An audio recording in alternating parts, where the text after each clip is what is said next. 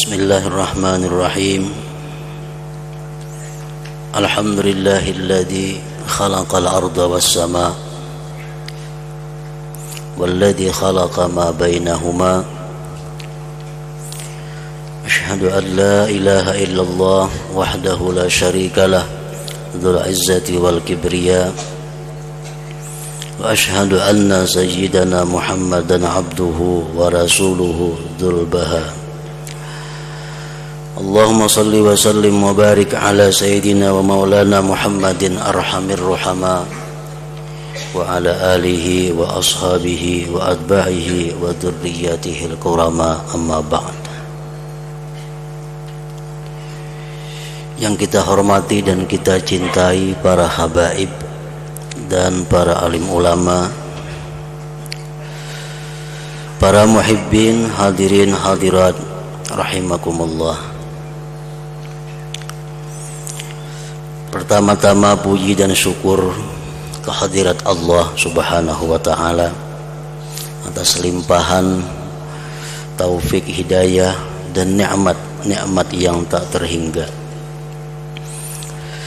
Salawat dan salam selalu kita haturkan kepada junjungan kita Nabi besar Muhammad sallallahu alaihi wasallam dan kepada seluruh keluarga, para sahabat, zuriat dan pengikut-pengikut beliau. Para muhibbin rahimakumullah, yang ke-85 daripada surah-surah Al-Quran, Suratul Buruj, Makiyatun wa ayatuha thintani wa ishrun. Surat yang bernama Al-Buruj diturunkan di Mekah dan ayat-ayatnya berjumlah 22 ayat.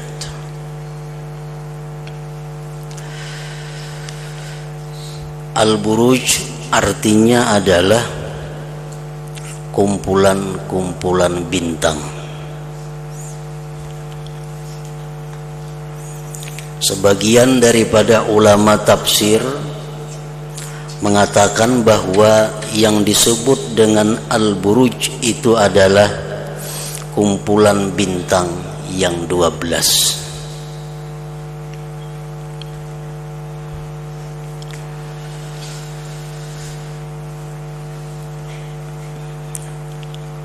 Kumpulan bintang yang 12 itu adalah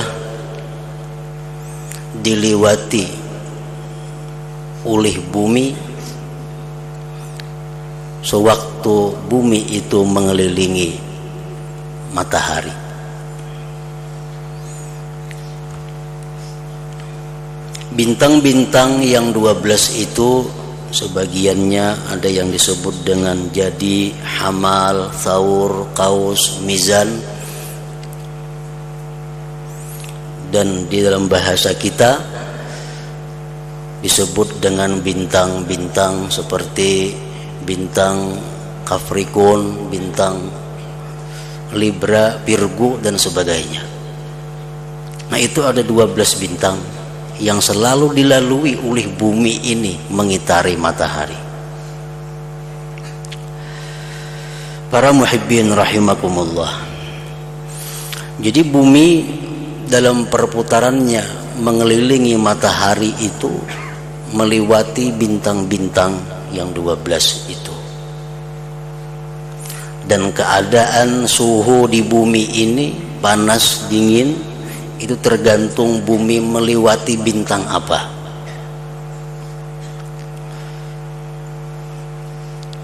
Kalau bumi lewat di bintang ini, maka cuaca di bumi atau udara di bumi ini akan panas, sedang dan dingin.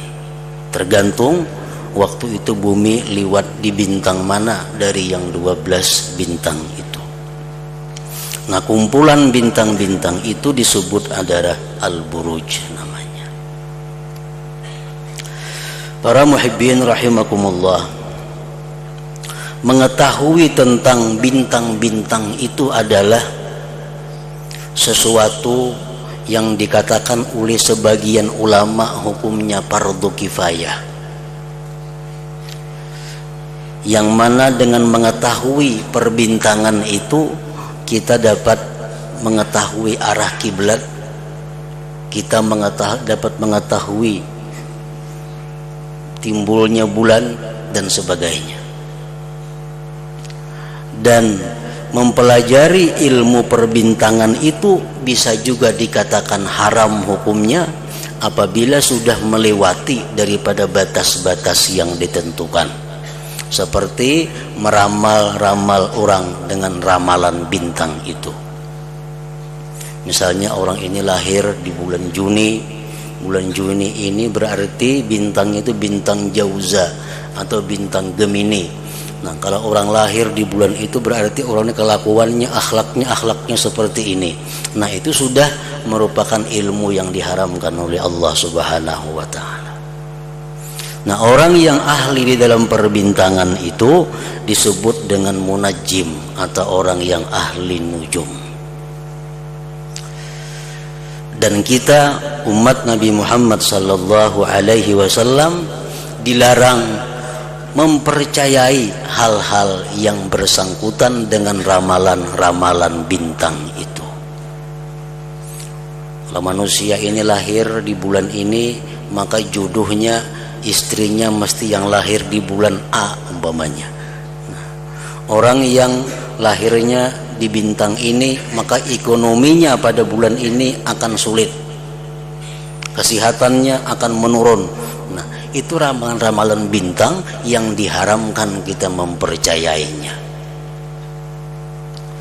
Rasulullah sallallahu alaihi wasallam bersabda, "Man saddaqa kahinan aw arrafan aw munajjima lam yuqbal lahu salatu arba'ina yauma."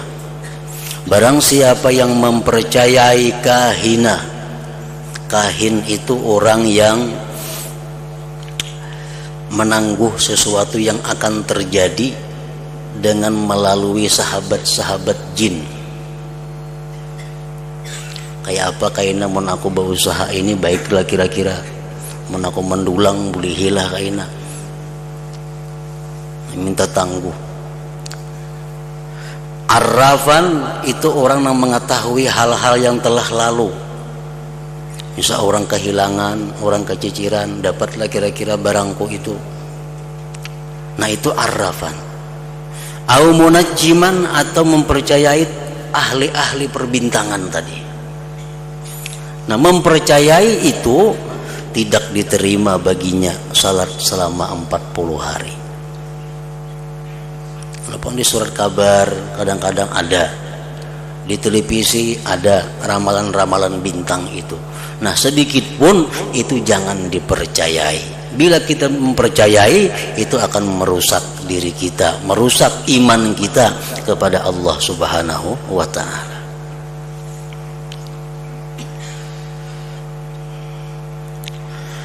Bismillahirrahmanirrahim. Was-sama'i dzatil buruj. Allah Subhanahu wa taala bersumpah demi langit yang mempunyai kumpulan-kumpulan bintang, wal yaumil mau'ud, dan demi hari yang dijanjikan, yaitu hari kiamat, wa syahidi wa mashhud, dan demi saksi dan yang disaksikan.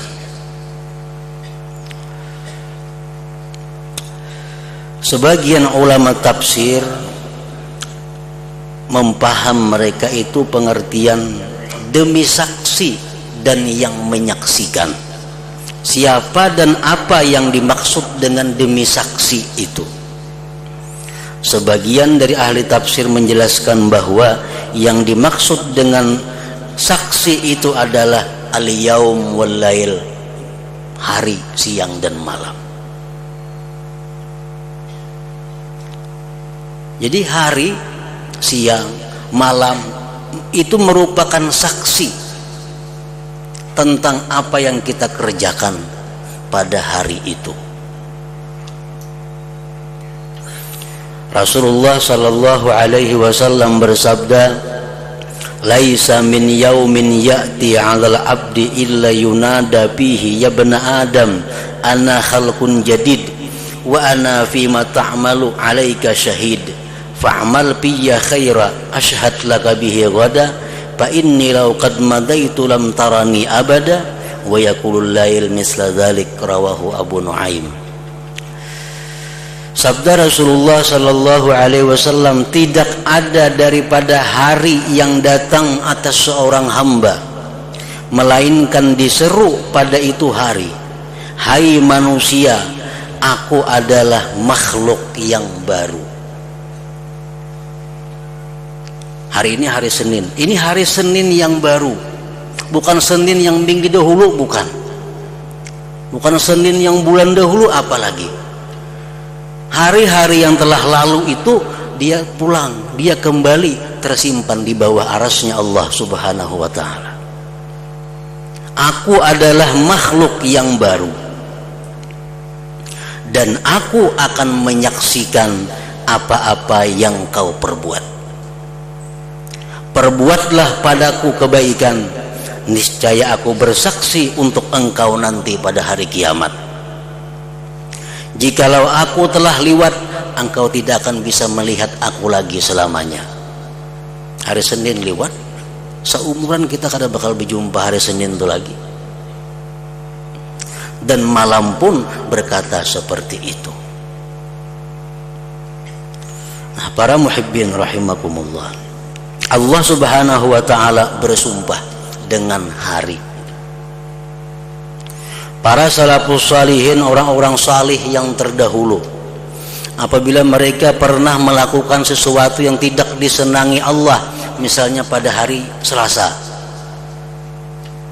mereka memperbuat sesuatu yang dimurkai Allah atau dibenci Allah.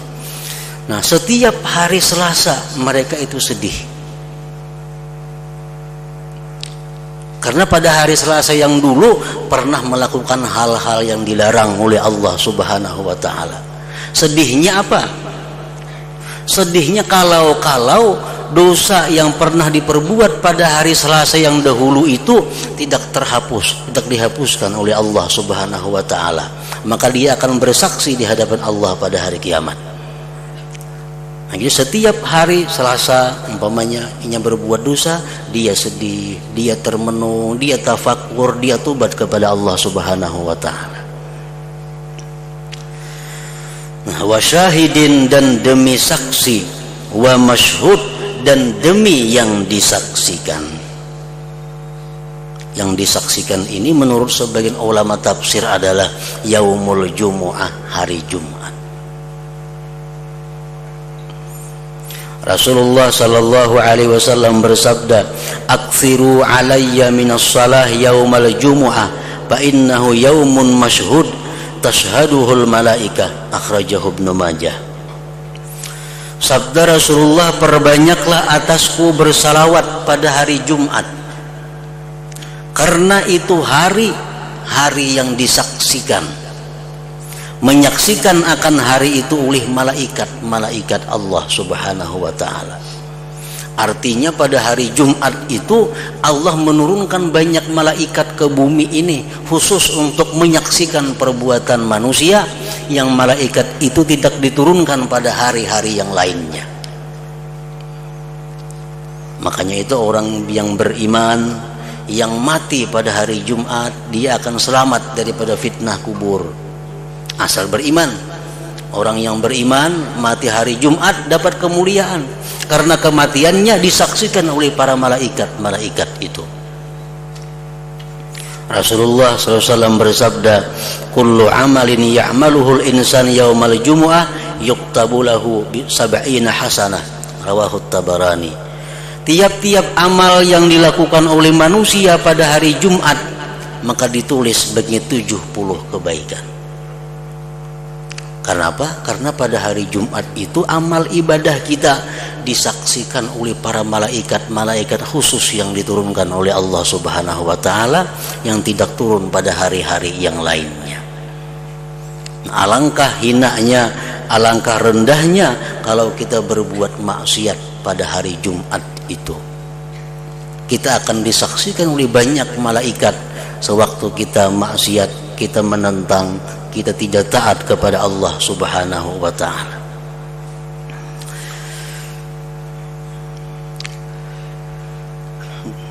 Wa syahidi wa mashhud, dan demi langit yang mempunyai kumpulan bintang-bintang, dan demi hari yang dijanjikan, dan demi saksi yang disaksikan. Jawabnya adalah latub'atsunna, kalian nanti sungguh akan dibangkit pada hari kiamat nantinya. Allah Subhanahu wa ta'ala bersumpah untuk meyakinkan kepada manusia tentang terjadinya hari berbangkit itu. Ini surah-surah Makkiyah, surah yang diturunkan di Mekah, karena orang-orang kafir Quraisy Mekah itu kada percaya dengan hari berbangkit.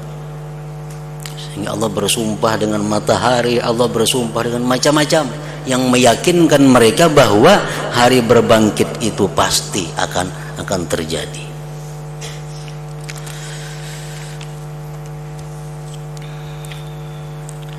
Qutila ashabul ukhdud an-nari dzatil waqud idhum 'alaiha qu'ud wa hum 'ala ma yaf'aluna bil mu'minina syuhud. Dilaknat orang-orang yang membikin parit. Ini kejadian sebelum zaman Nabi kita sallallahu alaihi wasallam, yang mana api dinyalakan di dalam parit itu, sedangkan mereka duduk di sekitar parit itu, dan mereka menyaksikan bagaimana orang-orang yang beriman dimasukkan ke dalam parit yang bernyala itu.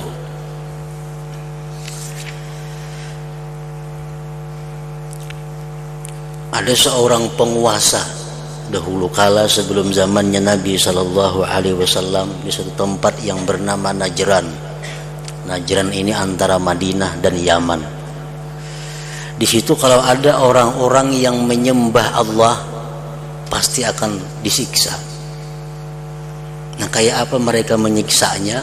Mereka bikin parit, dinyalakan api di dalam parit itu. Mereka dudukan di sekitar parit itu. Kalau ada orang liwat, orang itu menyembah Allah dan kada mau menyembah berhala, masuk ke dalam parit.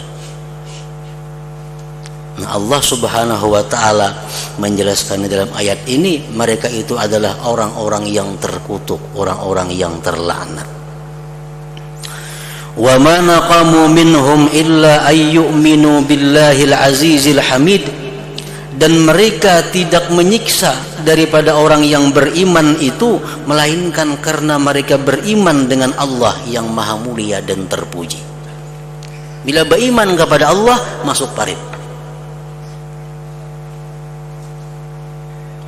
Alladzi lahu mulkus samawati wal ard wallahu ala kulli syai'in syahid, yang bagi Allah itu kerajaan langit dan bumi, dan Allah atas tiap-tiap sesuatu itu menyaksikan. Innal ladzina fatanul mu'minina wal mu'minat thumma lam yatubu falahum adzabu jahannama walahum adzabul hariq. Sesungguhnya orang-orang yang menganiaya orang-orang yang beriman, baik mukmin laki-laki atau mukmin perempuan, karena mereka menjalankan perintah Allah, kemudian mereka tidak tobat, maka bagi mereka azab jahannam dan bagi mereka azab yang membakar. Nah, di sini Allah Subhanahu wa ta'ala mengingatkan kepada orang-orang yang mengganggu, kepada orang-orang yang menganiaya terhadap orang-orang beriman, yang mana mereka itu ingin menjalankan perintah Allah Subhanahu wa ta'ala, yang mana mereka itu ingin menegakkan kebenaran di permukaan bumi ini. Siapa-siapa yang menghalangi mereka beribadah, siapa yang menghalangi mereka bertakwa kepada Allah, Allah mengancam mereka dengan azab jahannam yang membakar itu.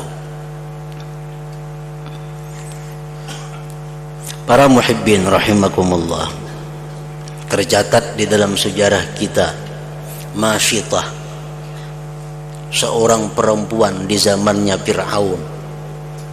Dia menyembah Allah. Dia dianiaya, bahkan sempat terbunuh. Karena Masyitah ini mempertahankan keimanannya kepada Allah Subhanahu wa ta'ala. Nah, orang seperti Fir'aun itu termasuk dalam ayat ini, innalladzina fatanul mu'minina wal mu'minat. Dia mengganggu, menghalangi orang yang ingin beribadah. Di zaman Rasulullah sallallahu alaihi wasallam disebutkan salah seorang syahid yang bernama Yasir, bapaknya daripada Ammar. Yasir seorang laki-laki tua yang miskin. Dia dipaksa untuk meninggalkan imannya. Dia dihukum untuk kembali kepada agama yang dahulu, meninggalkan Islam. Tapi Yasir tetap bertahan sampai dia akhirnya mati syahid. Istri Yasir yang bernama Sumayyah, perempuan tua ini merupakan perempuan pertama yang gugur sebagai syahid di dalam Islam. Ini perempuan tua disiksa, ditumbak perutnya karena mempertahankan imannya.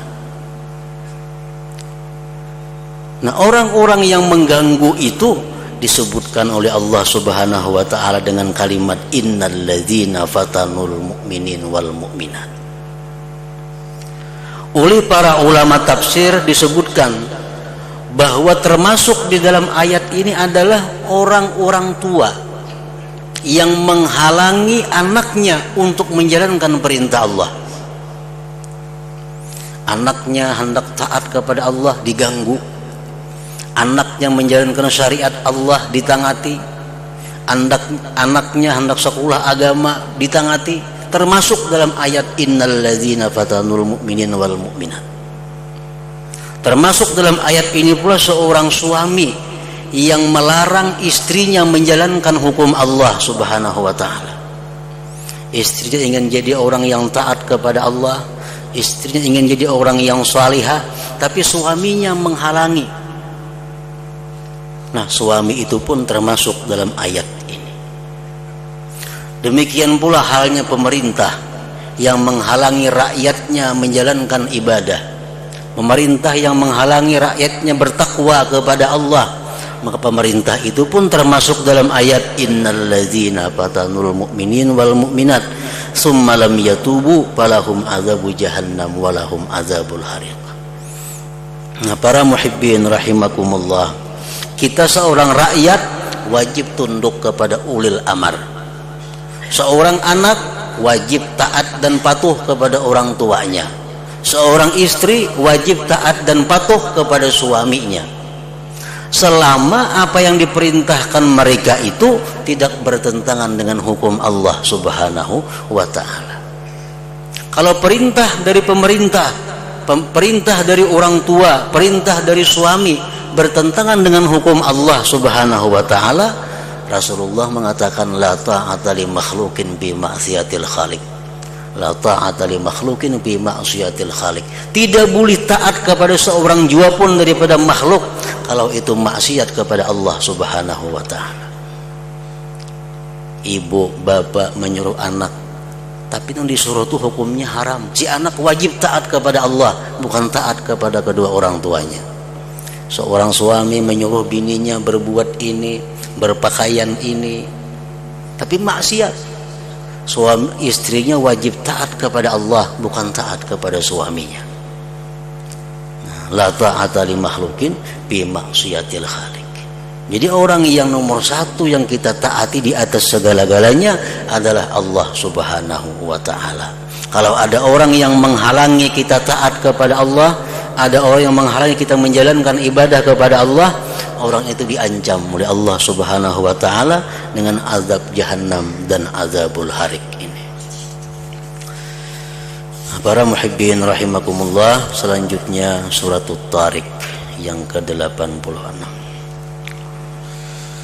Ila hadratin Nabi sallallahu alaihi wasallam, al-Fatihah. Iyyaka na'budu wa iyyaka nasta'in, ihdinas siratal mustaqim.